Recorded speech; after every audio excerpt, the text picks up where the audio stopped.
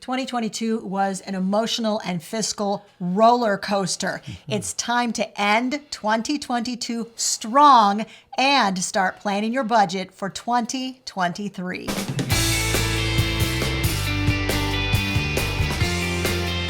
2022 has been a wild ride.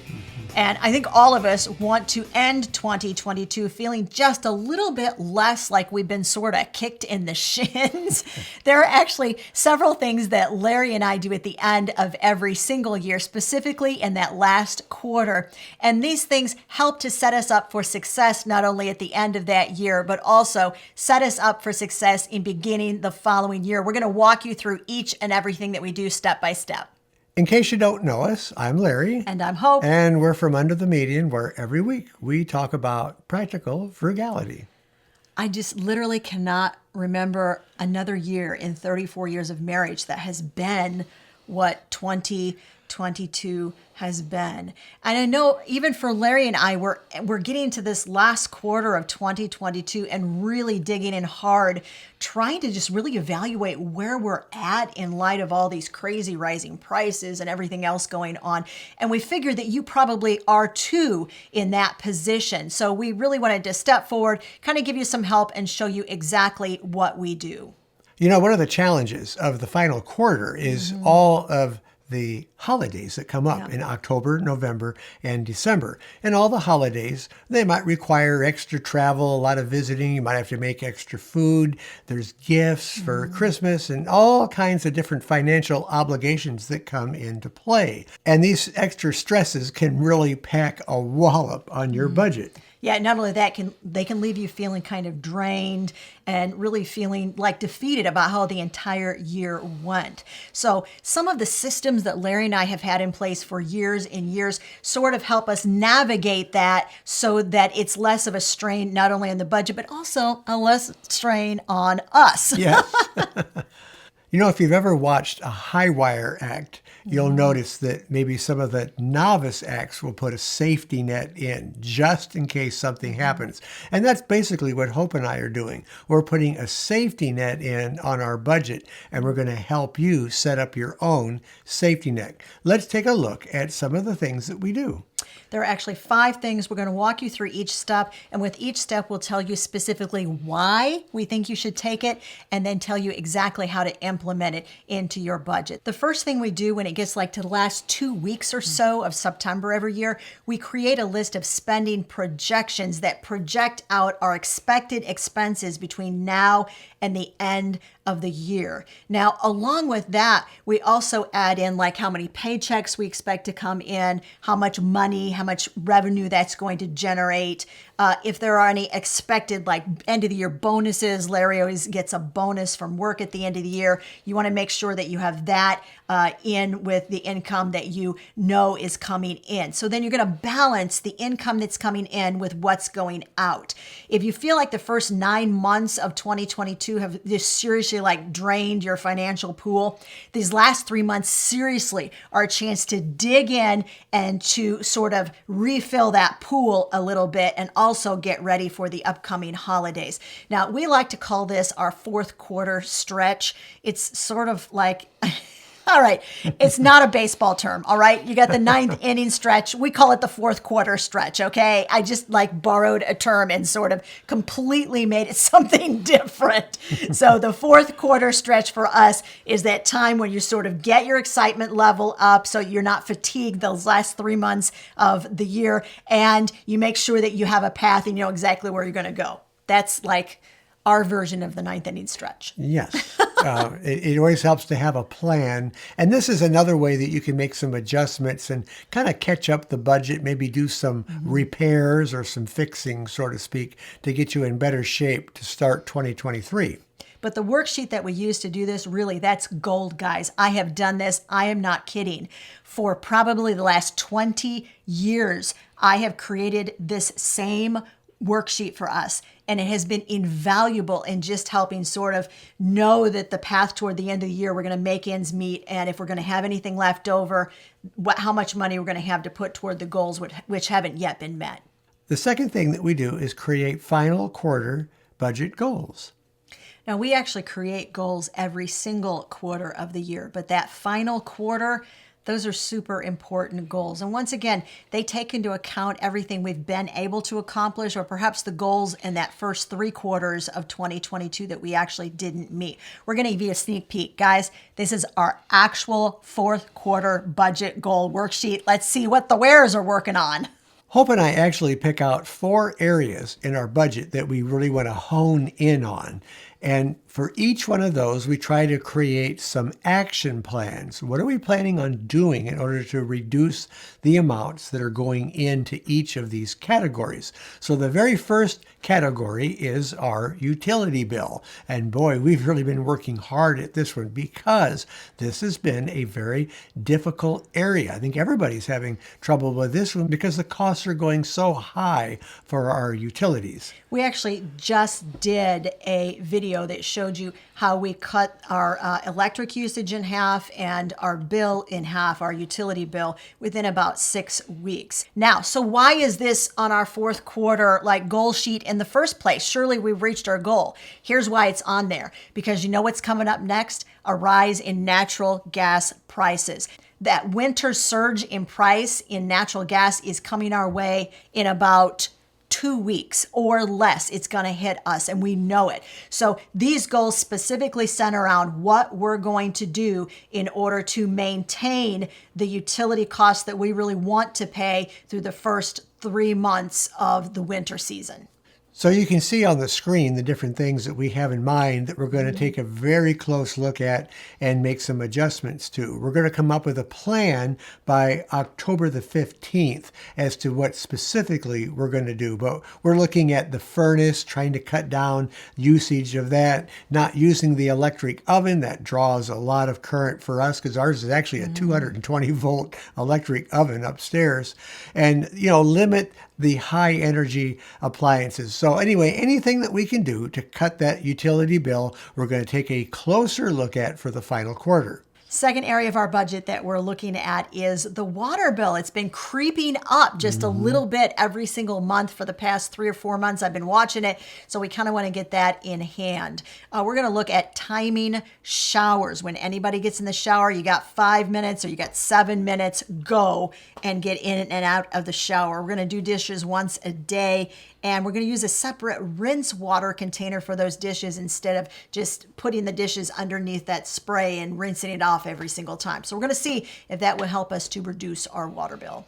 The third category that we're going to work on is food. And one of the main things we're going to work on is emptying down our freezers. Boy, we have freezers that are just full. So there's a lot of food stored in there. That will save us a lot of money and keep us from going to the grocery store as we eat down our stores that are in our freezers.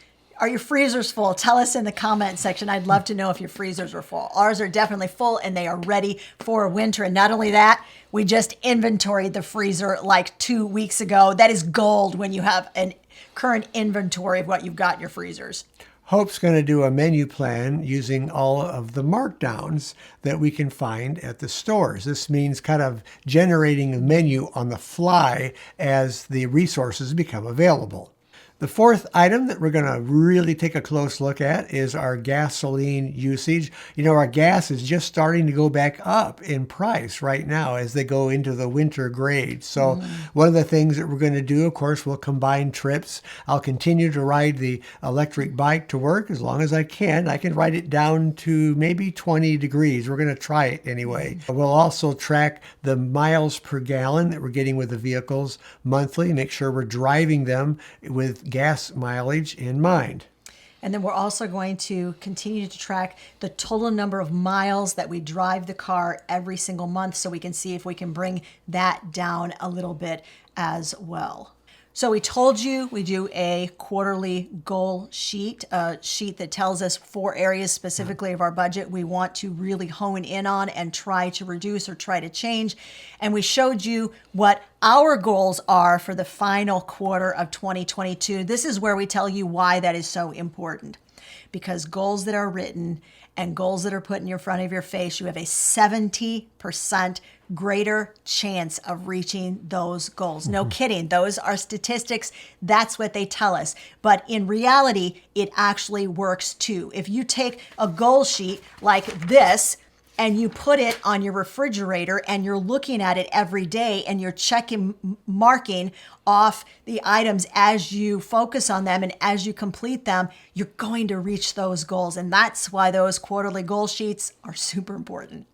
The third thing that we're going to do is create a needs list. Maybe you're short on clothing. Maybe you need some winter clothing. We found out we had a great need this week when our washer quit working on Saturday. I managed to get it to finish out the loads by actually washing them by hand a little bit, actually doing my own agitating, and I was able to get the laundry, 2 loads of it done. But we had to order a new washing machine. I just installed it tonight. So we're back in business, but that is kind of a costly item. We knew that need was kind of coming up. So evaluate your needs. Well, to be clear, he agitated them by hand, but the spinning mechanism, by the grace of God, was still working. So it actually was able to spin out all the extra water. We hung him up on the line. He looked at me. He said, I did it for 2 loads. I'm done. Yeah.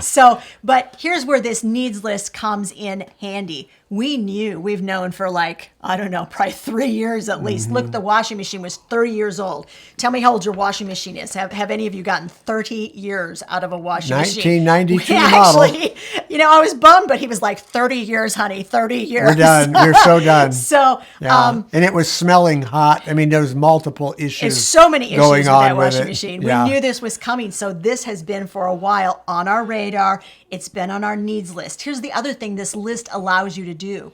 It allows you to go ahead and start doing your research. By the time this machine bit the dust, we knew pretty much exactly what make, what model, what features we were looking for in a new washing machine. So I think we picked out a new washing machine in about real quick 30 minutes. Yeah. I don't even know.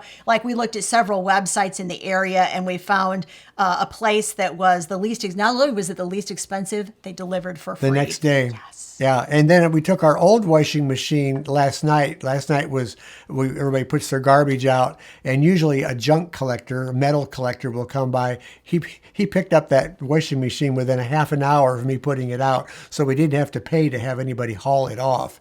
And since I installed it myself, we didn't have to pay any extra fees there. So it was a good deal all the way around. Yep.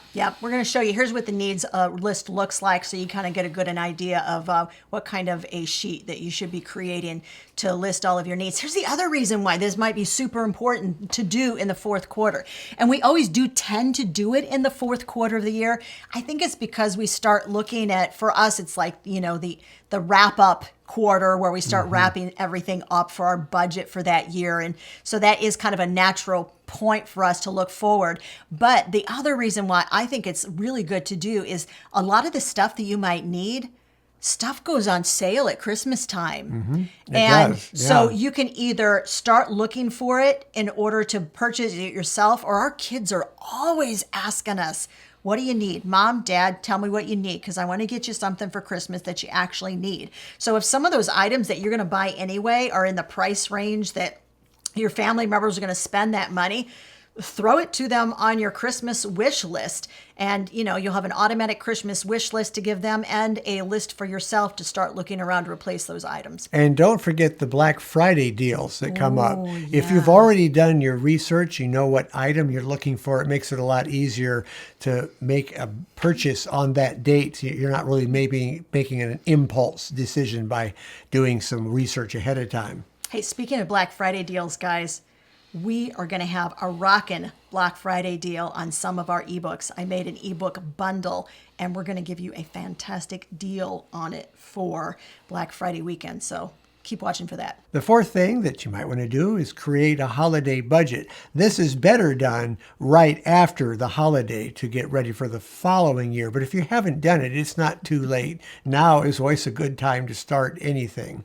Yeah, I know a lot of you are like us and you tend to shop throughout the year. But believe it or not, even though we shop throughout the year, you still need to have that written list of what you bought, how much you paid for it, where it's stashed in your house. So important. Tell us in the comments section if you are guilty of this, because we have been. You buy something for a loved one, you stash it somewhere, you forget where you put it. And we have had gifts we gave to our kids like the following year or for like their birthday after that, because we totally forgot that we had that Christmas gift stashed somewhere for them. We're like, oh yeah, that was supposed to be for Christmas. And they actually got it for their birthday after that, because we totally neglected to put on the list where we had the item stashed. And you know what? If you want some help, yes, we have help. We have a free holiday gift ebook that will help you to do holidays on a budget, and you can request it. There's a link in the description of the video. It's our gift to you. Because if you're not ready for the holidays, it could seriously like sap your energy and make you lose momentum as you're getting ready to create that 2023 budget. And speaking of the 2023 budget, now is a good time to start working on that budget and creating a goals list for it.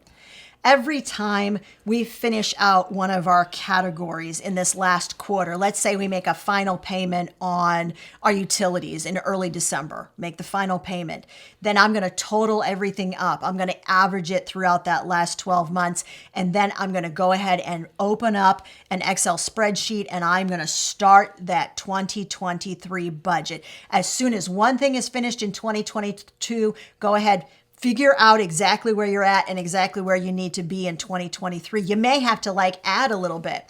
Prices are going up. You might decide, all right, I'm going to add 10% to that category. Now, this is a preliminary budget, to be clear. It may very well change as you get to January and you actually start getting into 2023. But it's never too soon to sort of be looking ahead and saying, where are we at? Because this is like the roadmap, right? Yeah, that's right. That's right. It's That's that how little you sign. know. That's how you know where you're at and where you're going. And you know, as you do this, you'll save time when 2023 comes around, and you'll be ready for it. It's always good to be prepared. That means prepared, getting prepared ahead of time, so that when you get into that, you're not going to be surprised. You'll already have laid some of the groundwork.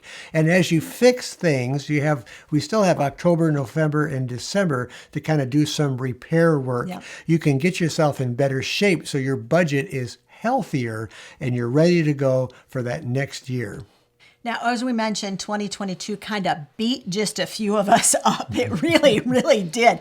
There were some obstacles in 2022 that we'd never really faced before that sort of tried to keep us from saving money. And we actually did a video about it, about 5 obstacles, and we gave you some ways that you could remove those roadblocks. You might find that super helpful as you're going through this exercise and getting ready for the final quarter of 2022. If you've not watched that video, go ahead and give it a watch. It's right over there.